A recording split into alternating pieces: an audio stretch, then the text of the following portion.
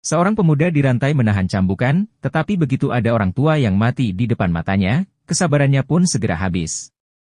Ia memandang langit yang jauh, meminta bantuan para dewa, dan para dewa langsung menjawabnya. Ia merobek belenggu beserta balok-balok batu, menjadi kuat dan dengan mudah menyingkirkan para penjaga, melambaikan batu-batu itu seolah-olah tidak berbobot. Dengan melakukan hal itu, dia memberikan harapan keselamatan dan keyakinan, bahwa dia adalah seorang manusia setengah dewa. 20 tahun sebelum kejadian ini, Raja Amphitryon menaklukkan Argos, menghancurkan rajanya dan meninggalkan banyak korban. Lelah dengan kekejaman suaminya, Alcmene pertama-tama mencoba membujuknya untuk berhenti, tetapi ketika gagal, dia pergi ke kuil di malam hari. Sambil berlutut, Alcmene memberikan persembahan dan memohon kepada Hera, untuk menghentikan suaminya yang kejam dengan menghentikan peperangan. Sang Dewi tidak membiarkannya menunggu, dia setuju untuk membantunya dengan cara yang aneh, yaitu dengan meminjamkan suaminya, Dewa Zeus kali 500. Dengan itu, Alcmene akan mendapat jackpot dan melahirkan seorang putra lagi.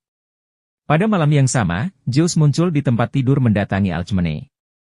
Yaitu untuk melakukan yang mantap-mantap dan memberinya seorang putra yang akan menyelamatkan dunia. Namun saat itu suaminya menyadari kelakuan Alcmene, dan mengetahui jika istrinya selingkuh walau dia tidak mengetahui dengan siapa. Amphitryon memanggil semua penjaga untuk menemukan pengkhianat, namun ia tetap tidak dapat menemukannya. Setelah beberapa waktu, seorang anak laki-laki lahir. Amphitryon mengizinkannya untuk hidup, tetapi dia memerintahkan agar anak laki-laki itu diberi nama Alkide, dan menyatakan bahwa dia tidak akan pernah setara dengan saudaranya Iphikles. Alcmene ragu untuk berdebat dengan suaminya, tetapi dengan berbisik dia memberitahu putranya bahwa dia akan selalu menjadi Hercules, seperti yang diwariskan oleh istri ayahnya, Dewi Hera. 20 tahun kemudian, Hercules telah tumbuh menjadi pria yang kuat, berani dan tampan. Ia juga memiliki seorang kekasih yang bernama Hebe yang cantik. Suatu hari, dalam sebuah perjalanan rahasia, gadis itu memberikan jimat kepada kekasihnya, seolah-olah menandakan perpisahan akan segera terjadi. Pada saat yang sama, Iphikles menyela percakapan mereka. Memberitahu Hebe bahwa ayahnya sedang mencarinya, Iphikles mengisyaratkan kepada saudaranya bahwa dia tidak akan mendapatkan Hebe. Tetapi Hercules tidak marah pada saudaranya, dan malah mengajaknya untuk berjalan-jalan di hutan. Begitu senja tiba, kedua bersaudara itu mendengar suara yang menakutkan tak jauh dari mereka, auman singa merah yang mengerikan. Saat Iphikles mengucapkan salam perpisahan yang histeris, Hercules mengalahkan singa itu dengan tangan kosong. Akan tetapi, kulitnya dibawa ke istana oleh kakak laki-lakinya, dan menyatakan bahwa Alkide dengan pengecut melarikan diri dari medan perang. Tidak ada yang mempercayai perkataan Iphikles, dan untuk membuktikan betapa berkuasanya dia meminta ayahnya untuk menyuarakan keputusan, bahwa Hebe telah diberikan kepadanya dan mereka akan segera menikah. Mendengar hal ini, gadis itu berlari dari aula, dan Hercules bergegas mengejarnya. Setelah kejadian itu, Amphitryon memarahi putra sulungnya karena kelemahan dan kepengecutannya. Hebe dan Hercules berencana untuk melarikan diri dari wilayah Amphitryon, tetapi pasukan dikirim untuk mengejar. Mereka dipaksa untuk berpisah, dan gadis itu jatuh ke dalam air, tetapi Hercules menyelamatkannya, dan kemudian menyerahkan dirinya kepada saudaranya. Sebagai hukuman, Amphitryon memerintahkan Alkide untuk pergi berperang, berharap di sana putranya yang berdosa akan mati. Sementara Iphikles, yang sekali lagi dikalahkan, berharap saudaranya tinggal lebih lama di Mesir. Alcmene mencoba memaksa putranya untuk mundur, tetapi dia siap untuk memberikan nyawanya untuk kekasihnya, dan kemudian ratu harus mengatakan yang sebenarnya tentang ayah kandungnya dan nama aslinya. Sebelum pergi, Hercules meminta Hebe untuk tidak menyerah, dan meminta waktu 3 bulan dan berjanji akan kembali untuknya. Unit ini berangkat ke Mesir di bawah komando Sotiris, yang memberitahu Hercules bahwa raja telah memberi mereka setengah dari jumlah pasukan yang biasanya. Para legiun mendirikan kemah di sebuah gua dan meninggalkan para penjaga, sedangkan Sotiris dan Hercules pergi untuk melihat-lihat. Tetapi ketika mereka kembali, mayat-mayat rekan-rekan mereka yang gugur telah menunggu mereka. Sotiris mencoba memimpin pasukan untuk pergi, namun mereka dikepung di semua sisi dan sang komandan tidak punya pilihan lain selain mengumumkan formasi pertempuran. Pertempuran sengit berakhir seperti yang sudah diduga, pasukan Sotiris dikalahkan dan hanya beberapa orang saja yang masih hidup. Orang-orang Mesir menemukan helm putra raja di tanah, yaitu helm Hercules. Sang jenderal menuntut Sotiris untuk mengungkapkan siapa di antara para prajurit itu yang merupakan putra raja, tetapi Sotiris mengatakan bahwa dia termasuk di antara mereka yang mayatnya tergeletak di tanah. Ia mengelabui orang-orang Mesir itu, dan ternyata Hercules masih hidup tidak terluka. Dia sedang disandra di tangan para prajurit, dan sang komandan sengaja diam untuk melindunginya.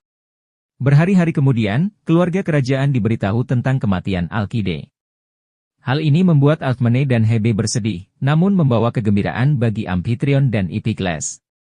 Sementara itu, Hercules dan Sotiris dicap sebagai budak, mempersiapkan mereka untuk dijual kembali. Sotiris tidak mengerti mengapa temannya memilih nasib ini daripada kematian, tetapi Hercules berjanji kepadanya bahwa mereka akan segera bersukacita atas pernikahannya dengan Hebe. Para budak berakhir di sebuah kapal, dan menuju pantai yang tidak diketahui, sementara Alcmene terus meratapi putranya. Yang senang akan kematiannya adalah pewaris tertua, Iphikles, yang akan segera menikahi gadis yang meneteskan air mata untuk saudaranya. Begitu berada di penjara, Hercules memikirkan Hebe, yang masih belum tahu bahwa kekasihnya masih hidup. Budak dibeli untuk perkelahian kotor. Dan Hercules mengetahui bahwa satu-satunya jalan keluar dari sana adalah dengan menjadi pecundang. Namun hal itu tidak membuat anak laki-laki itu kehilangan kepercayaan, dia meminta Sotiris untuk bersabar dan berjanji bahwa mereka akan segera kembali. Hercules bertarung dalam pertarungan pertamanya layaknya seorang yang brutal, dia tidak mengampuni lawannya, membuat penonton terkesan dengan kekuatannya. Alcmene berkencan dengan suaminya di patung Hera, di mana dia memutuskan untuk mengatakan yang sebenarnya tentang kelahiran Hercules. Sambil mengangkat pisau, dia memberitahu Amphitryon bahwa dia telah membunuh putra dewa, dan sekarang pasti para dewa telah mengutuknya.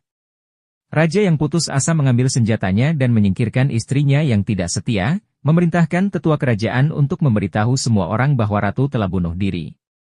Hercules dan Sotiris dihormati oleh majikan mereka, dan mereka terus memberitahu majikannya bahwa ada pertarungan paling hebat di Yunani, di mana dia bisa menghasilkan banyak uang. Akhirnya, majikan mereka memutuskan untuk mendengarkan.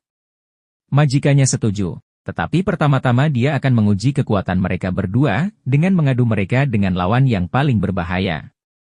Pertarungan menjadi sangat sengit, 4 lawan memasuki arena sekaligus, menggunakan senjata terbaik mereka.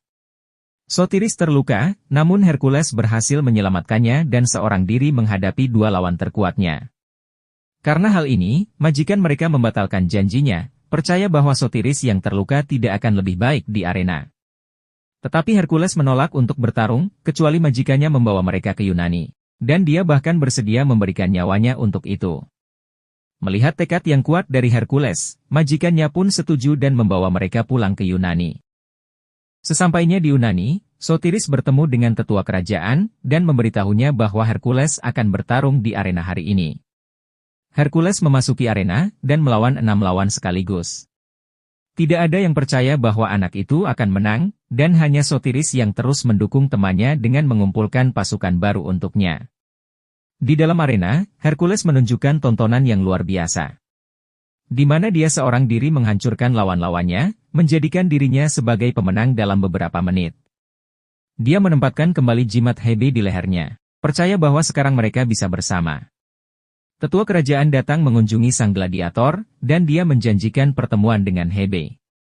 Sang tetua juga memberitahu Hercules bahwa ibunya telah tiada, dan bahwa Amphitryon dan Iphikles sedang memporak-porandakan kota, membuat orang-orang ketakutan. Sotiris berjanji kepada temannya bahwa mereka akan membalas dendam. Pasukannya sekarang menjadi milik Hercules, dan mereka semua akan mengikutinya untuk membebaskan negara. Saat mereka memasuki desa, Hercules melihat apa yang dibicarakan tetua tentang 5 pengawal raja yang mengejek seorang pria tua, mengambil semua yang dimilikinya. Setelah membunuh beberapa pengawal jahat itu, Hercules mengirim yang lain ke raja untuk memberitahu dia tentang kembalinya putranya, dan bahwa kejahatannya telah berakhir. Setelah mengetahui hal ini, Amphitryon memanggil sekutu dari Mesir untuk membantu. Dia berencana untuk menghancurkan Hercules, temannya, dan dewa Zeus kali 500, sehingga tidak ada lagi yang berani menghalanginya. Sotiris menemukan sebuah rumah yang ditinggali oleh Hera. Sang dewi memperingatkan anak laki-laki itu bahwa dia ditakdirkan untuk melakukan hal-hal besar, tetapi itu akan membawanya jauh dari cinta dan dia harus menjalaninya. Hera meminta Hercules untuk menerima ayahnya dan menemukan kekuatan setengah dewa di dalam dirinya. Tetapi Hercules berpikir bahwa Zeus telah meninggalkannya, karena dia tidak pernah sekalipun mengulurkan tangannya atau melindunginya ketika dia membutuhkannya. Pada malam harinya, Iphikles datang ke kamar tidur Hebe dan memperingatkannya bahwa pernikahan mereka akan tetap dilaksanakan, apapun yang terjadi. Fakta bahwa gadis itu tidak menginginkan hal ini tidak membuat Iphikles khawatir, dan sebagai gantinya dia hanya bisa menawarkan kematian. Gadis itu siap menerima hal ini dan dengan memanjat menara, dia akan mengakhiri siksaannya. Akan tetapi, ayahnya berhasil menyelamatkannya. Dia meminta putrinya untuk tidak melakukan hal yang bodoh dan percaya semuanya akan segera berlalu. Hebe tiba di air terjun dan tidak dapat mempercayai matanya, ketika Hercules yang dicintainya keluar dari air dan menghampirinya. Pasangan ini menghabiskan malam di hutan, dan gadis itu meminta kekasihnya untuk melarikan diri, sehingga mereka akhirnya bisa bahagia di suatu tempat yang jauh. Namun Hercules menolak, ia berjanji padanya bahwa mereka akan bersama di negara mereka sendiri, segera setelah ia mengakhiri kekuasaan Amphitryon. Sementara itu, Amphitryon menemui Jenderal Mesir dan menuduhnya melakukan kesalahan, dan sang jenderal berjanji untuk memperbaiki keadaan dan mengakhiri Hercules untuk selamanya. Sotiris akhirnya kembali ke rumah untuk menemui istrinya, tetapi di sana ia menemukan mayat istrinya dan seluruh detasemen Iphikles dan prajurit Mesir. Sotiris ingin membalas dendam, tetapi Iphikles menyandera putranya dan Sotiris harus mengkhianati temannya agar anaknya tetap hidup.